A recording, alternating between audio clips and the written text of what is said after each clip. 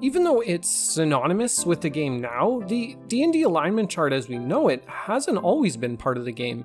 That 9-piece alignment chart that comes to your mind actually was introduced in the 1977 version of the Dungeons & Dragons Handbook, 3 years after its initial release. It was created as a way for players to declare their moral alignment, and in turn, guide their decisions through their campaigns. I believe that the alignment chart was a great tool for many years, but I feel over time it has lost what made it so great. And I believe that this is in part due to how people make characters these days. Modern characters are complex, with morals that don't fit so easily into static boxes like good and evil, or lawful and chaotic. And that's why I intend to explain to you why you should throw that old way in the trash and instead use the color pie of Magic the Gathering instead when building your characters. Ones that aren't defined by being good or evil, but rather are closer to the moral diversity that we see in the world around us. For many players, myself included, expressing yourself creatively is one of the best parts about D&D, and any game really, and that's why I want to take a moment to talk about the sponsor of this video, yourplaymat.com. Yourplaymat.com turns your favorite art into high-quality playmats, sleeves, and mouse pads. It's as simple as uploading the art of your choice, deciding on any extra additions like edge seams, image enhancements, or zone markers. Then, once you're happy with your design, your playmat will send you your creation in no time. Once it arrives, you'll be showing up to your Friday Night Magic or kitchen table in style. If you use the link down in the description of this video, or use my code DiceTry10YP at checkout, you'll get 10% off your purchase, and you'll be supporting this channel. Alright, thanks for your time, friends. Let's get back to the discussion at hand. The most important thing to keep in mind about people, and as an extension, their characters, is that no one is truly good or evil. Instead, everyone contains a set of personal morals that are based on their experiences and perspectives from their life lived. Morals that are influenced by our motivations and history. With this in mind, it only makes sense to then define those characters with a mechanism that has more room for nuance. And that is where the color pie comes in. The reason I want you to utilize the color pie in constructing your characters is because the color pie of MTG, especially when combined, tells us more about what motivates your characters than the alignment chart can ever hope to do. The alignment chart asks your character how it would react to certain situations, while the color pie tells us what motivates your character's decisions. Is your character a red-blue personality? Someone who is expressive, creative, and curious, in turn being driven to search for every hidden secret, not just for the loot, but for the satisfaction of discovery? Or is your character mono-black? Someone driven by their inflated ego to strive for ever greater success, causing them to take any advantage they can to gain more for themselves, even if it can sometimes clash with the rest of the party.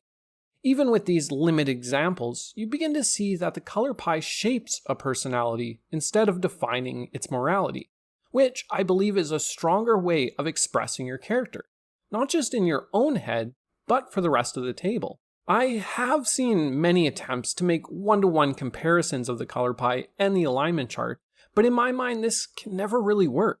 You see, even if a color may find itself represented as things like good or evil, each color has within him the potential for these traits, and so that system shows its faults once you take the time to analyze it.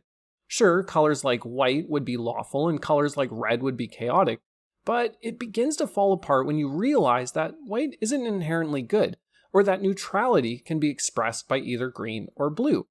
As you begin to see, each color can have a version within the alignment chart, and because of this, you cannot apply them one on top of the other. I do believe that they can be used alongside one another in order to further define your characters, but for the purpose of clarity, I want to focus on the color pie on its own. I have studied the color pie extensively for the last few years, and on many occasions have applied it to characters across media, across philosophies, and have dived deep into the many faces of each color and their combinations. With this breadth of knowledge, I've come to learn that much can be defined by the color pie, and in turn, a better perspective can be gained. Unlike the alignment chart with its static definitions that only give us a part of the whole picture, the color pie is something malleable and dynamic, and by applying these colors to your character, You might in turn find out more about them through asking how the chosen colors affect your PC. The Color Pie is a wonder in that it is more than a simple guide of morality. It is something with a life of its own, in turn making role-playing much more satisfying, with opportunities for surprises, even for the person playing the character. So you want to use the Color Pie in your next campaign, but you want to know how you'll do it. Well, the first step, of course, is to understand the Color Pie. If you know nothing of the Color Pie, then don't worry, I have you covered. I've made many videos covering each of the 5 colors of Magic, the 10 2-color combinations, as well as the 10 3-color combinations, and much, much more. These videos will teach you everything you need to know about the Color Pie, and will guide you as you move forward with enhancing your next campaign. But for a bit of a taste, let's go over each of the 5 colors briefly and how they can be applied. That way you'll have a better idea of what I mean. First up is white. White is the color of order, structure, selflessness, and discipline. A white character might be someone who looks to act on behalf of society, someone who stands up for those too weak to stand up for themselves. Or, on the other side of it, it might be someone who uses law in an authoritarian and shrewd way. Blue, on the other hand, is the color of cold efficiency, someone who's calculated and devoted to learning and perfecting. This might be a character who studies magic in order to better themselves and allow for greater learning. The downside is that a blue character might not have much charisma and instead is more focused on tangible goals. Next is black. Black is the color of realistic amorality, of ruthless resourcefulness. A black character is one whose motivations lie with the self and how to gain the most out of their life. They can tend to be a bit selfish in their decisions and don't allow things like societal morality to dictate their actions. Don't confuse this with someone who's villainous though. Instead, a black character realizes that it's a dog-eat-dog world and no one is going to look out for you but you. Then there's red. Red is the color of honest emotional action, of impulsiveness and passion.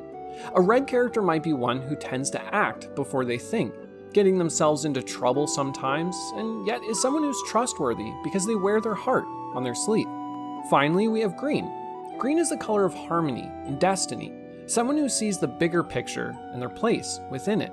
A green character is someone who wants to live a simple life alongside the planet and its inhabitants. It understands who it is and acts in turn. This can sometimes make them feel out of place in big cities, but right at home in the wild, where things are simple. Now, of course, these descriptions only scratch the surface, but I hope it nudges you in the right direction and into doing more research.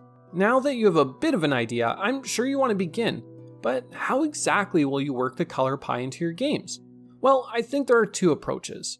Let's start with the character first approach. In this method, you design your character, their backstory and personality, and then apply the Color Pie to them. This method will give you the most straightforward result, and once you have your colors chosen, you will then place letters or symbols into the alignment section to show where your character sits on the Color Pie. Once selected, you can then use it as a tool for when you're not sure what might guide your character's decisions. You can reflect on the colors present, and in this way, through the combination of your bio and the colors, your character will almost play itself, and lead to times where even you are surprised by its actions, leading to games that flow nicely and still allow for fun RP moments. What's more is that through declaring your Color Pie alignment, the rest of the table will have a simpler time understanding your character, and even gives your DM more to work with if they have a strong understanding of the Color Pie. The second method is the Color First method. This method is a way to spice up your character creation process of your next campaign, as well as a way for the table to step outside of their comfort zone and play characters they might not otherwise play. In this method, the table decides on the number of colors they want while constructing their PCs. Choose a number between 1 and 3, and roll XD6 based on the number chosen and note the colors you land on. 1 for white, 2 for blue, 3 for black, 4 for red, 5 for green, and 6 will be a reroll. Once everyone has noted their colors, you then build your character based on the colors you receive. This way requires a bit more knowledge of the Color Pie, but the results can lead to some dynamic parties and characters that you might not normally play. Remember though, that the color pie represents personalities and not classes or races. You might be tempted to make all green characters elves or all white characters paladins or clerics, but I encourage you to not let those things come into play. This is about personality. Find creative uses for the color pie instead of falling into simple traps. Now, if you want to take the color pie one step further and use it in a more mechanical way, then you can replace all schools of magic with the color pie and require certain colors of mana to cast spells. I personally don't have a guide for you on that, but you're still in luck. Friend of the channel, Phil Kearney, has designed a rule set for just this way of playing.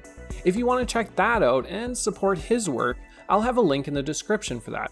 You know, it's always good to support creative people because it can sometimes be challenging to get recognition for your hard work, so I urge you to at least check it out. I hope this gave you some inspiration to spice up your next sessions. I know the title of this video is strongly worded, but I do believe the color pie is a great way to add more to the character creation process. Like I said before, the alignment chart still has its uses and can indeed add more when applied to the color pie, but I do think that adding the color pie to your games will make things far more interesting. Your characters will be clear with their motivations, and it will add a lot to your games. Whatever your opinion is though, I'm happy you listened all the way to the end. If you have anything to add to the conversation, then feel free to let me know in the comments. As always, that's one thing that I hope with all of my videos: good discussion and community building. Alright, it's been fun, friends. With that, I'll catch you in the multiverse. Bye.